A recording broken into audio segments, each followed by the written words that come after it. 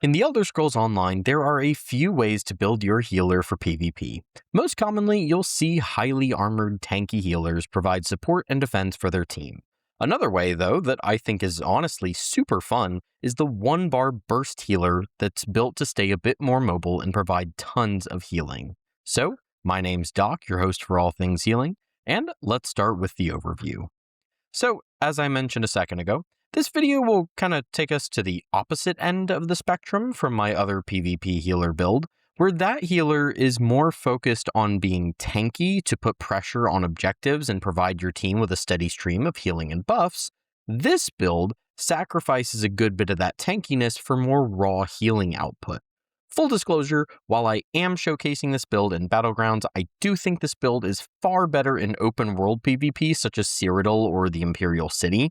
Battlegrounds, especially 4v4, rewards tankiness with fairly small arenas and mostly stagnant objectives. This build thrives when you can stay more mobile, let your team take some of the pressure, and disengage when you start getting focused too hard. You'll also notice that I'm using different sets than I traditionally use in my other PvP builds. If you still want to use Transmutation and Pariah, those are completely valid for this build, but I'm using Rallying Cry and Wretched Vitality, as those are both very strong PvP healer sets that I think really complement this build and has been requested on the channel a couple times.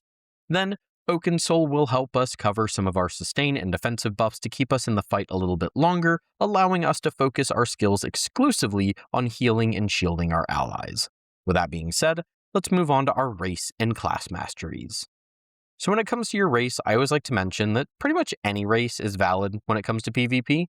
Most races in the game will bring something that will be useful to us in a PvP setting. I think Nord might be objectively the best option. I think Argonians are also pretty good in PvP, but you guys know that I typically run the Breton. For our class masteries, let's start with the Templar. The first is Devout Guardian. While Sacred Ground is active from any source, we gain a decent damage shield along with some solid resource recovery, and when that shield inevitably breaks in PvP, we gain 10 ultimate. Then we have Bastion of Light. This gives us some strong self-healing and ultimate generation, also while Sacred Ground is active from any source.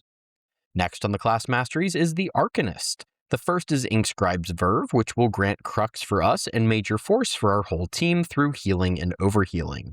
Then we also have Erudite's Rigor, which upgrades Fate-Woven Armor to debuff our enemies, buff our allies, and generate ult for us. Up next is the Nightblade. First, we have Nocturnal Inspiration, which grants us a chance to receive 2 ultimate when we proc the Hemorrhage passive. Then, we have Share the Spoils, which upgrades the transfer passive to grant group members 250 magicka and stamina, as well as ultimate for both us and our allies. Next, we have the Warden. First is Bountiful Harvest, which upgrades the Nature's Gift passive to grant us and our group members extra resources, as well as Major Heroism. Then, we also have Glacial Obstinance, which upgrades the Bond with Nature passive to also activate from Winter's Embrace abilities and grant us additional weapon and spell damage for 10 seconds if we are at full health when it procs.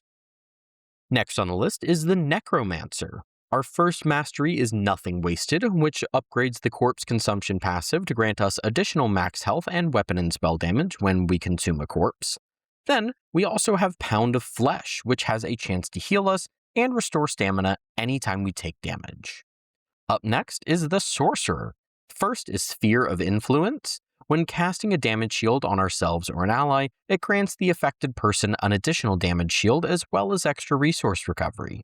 Then, we have Conservation of Energy, which upgrades the Blood Magic passive to now work with all abilities with a cost and restore magicka and stamina too. Finally, we have the Dragonknight. First up is Lead from the Front. When activating the Storm Voice passive, which is activated by casting an ultimate, you'll grant us and group members Major Berserk and Major Protection for 1 second per 15 ultimate spent. Then we have Booming Voice, which grants us and our group members resource recovery after a delay when we cast our ultimate. And of course, if you have any other questions about any of my choices or anything like that, please feel free to ask away, but otherwise, let's go ahead and move on to our attributes and Mundus. So for our attributes, as usual, I put all 64 into health when it comes to PvP to give us a boost to our survivability. And for Mundus, you can either go with the Ritual or the Atronach. Personally, I'm going with the Ritual because one of our sets does give us a pretty good amount of recovery, but if you really do still feel like you're under-sustaining even with potions, the Atronach is a great choice that you can't go wrong with. When it comes to food, Orzorga's smoked bear haunch will be our best in slot food option, though I always mention that it can be very expensive, so for a cheaper alternative, feel free to use the Jewels of Misrule. For our potions, I personally recommend using Tri-Restoration potions, but some simple Magicka or Health Restore potions work too. Next, we're on to champion points. And you can see on screen right now what I like to use. I usually talk about this with PvP builds, but champion points are often disabled in a lot of PvP content, so I'm not going to spend a ton of time on them. These, as I, again, usually mention, may not be the most perfectly optimized champion points, though most of my PvP experience is in battlegrounds where champion points are disabled. So next, let's just go ahead and talk about what skills we'll be bringing for each class. And since we're only using one bar, we'll be limited to 5 skills and 1 ultimate, so this will go a bit quicker than usual. Starting with the Templar, we have Living Dark, Healing Burst, Extended Ritual, Warden Contingency, Radiating Regeneration, and Reviving Barrier. For the Arcanist, we're using Tidal Chakrams, Healing Burst, Crux Weaver Armor, Warding Contingency, Radiating Regeneration, and Gibbering Shelter. For the Nightblade, we've got Funnel Health, Healing Burst, Merciless Resolve, Warding Contingency, Radiating Regeneration, and Soul Siphon. For the Warden, we have Budding Seeds, Healing Burst, Polar Wind, Warding Contingency, Radiating Regeneration, and Reviving Barrier. For the Necromancer, we're running Spirit Guardian, Healing Burst, Enduring Undeath, Agony Totem, Radiating Regeneration, and Reviving Barrier. For the Sorcerer, we've got Daedric Refuge, Healing Burst, Power Surge, Warding Contingency, Radiating Regeneration, and Absorption Field.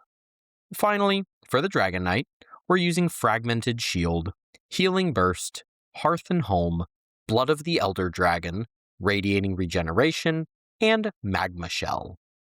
Okay, I think it's time to move on to sets, traits, and enchantments. Here are the sets we will be using for this build, as well as how I'm wearing them. For our first 5-piece set, I'm using Rallying Cry. When our healing critically strikes while in a PvP zone, us and group members within 12 meters of us gain critical resistance as well as weapon and spell damage. This effect is reduced per member of your group, and despite that and its recent nerf, Rallying Cry is still a strong set, and one that people have been requesting to see on the channel for a while now, so I figured I'd give it a go, and I really like it. For our other 5-piece set, we're using Wretched Vitality. When applying a buff or debuff, we gain Magicka and Stamina Recovery. The Magicka Recovery is very useful for pumping out heals, and the Stamina Recovery can help us with dodge rolling or running over to our team. Then, we're also using the Oakensoul Mythic Ring. I know I talked a bit about Oakensoul in a recent video, but in a PvP setting, we do have to be a little selfish because a dead healer isn't healing anyone, and other players can't be taunted, so you will get focused at least a little bit. Then, you can use one piece of something. As usual, a one-piece monster set or one piece of the trainee are going to be pretty good here. And here's where you can acquire every single one of those sets. If you have any questions at all, please don't hesitate to drop them in the comments as usual, but I think it's time we go ahead and move on to our armor weights. And for this particular build, I'm using 3 medium, 2 heavy, and 2 light. As I've mentioned, this build does focus more on providing healing and keeping our allies in the fight more than being tanky and providing buffs and putting pressure on the objective, so the armor weights will reflect that. It's definitely a different playstyle and one that I had a bit of difficulty adapting to, so I encourage you to get used to it a bit and see how you feel, but you can always trade out a medium piece or two for some more heavy armor if you feel like you're just a bit too squishy.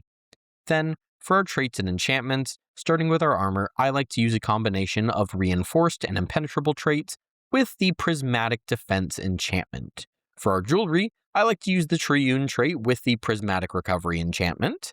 And for our restoration staff, I'm using the powered trait and the absorb magicka enchantment.